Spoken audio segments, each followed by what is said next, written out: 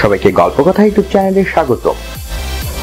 বিনোদন ও স্পোর্টসের এরকম আরো নিউজ পেতে আমাদের চ্যানেলটি সাবস্ক্রাইব করুন ও বেল বাটনে প্রেস করুন।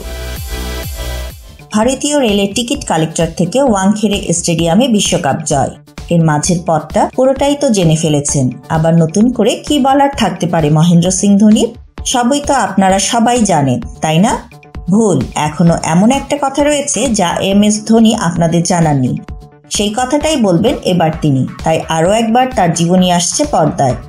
MS ধোনির দ্য আনটোল্ড স্টোরির পর আরও একবার ধোনির জীবনের না বলা গল্প উঠে আসবে রূপলী পর্দায়।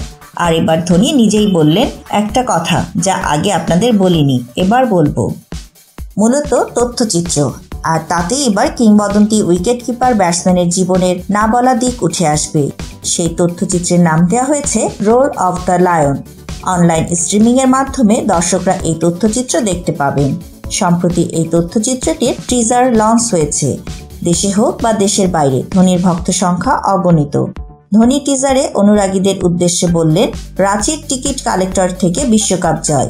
MSD, মাহিক, ক্যাপ্টেন কুল, থালা সব নাম আপনাদের জানা।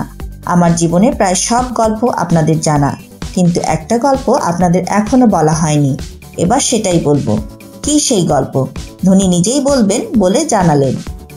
IPL শুরুর 3 দিন আগে অর্থাৎ 20 মার্চ হটস্টার এ দেখতে পাবেন ধোনির এই নতুন তথ্যচিত্র।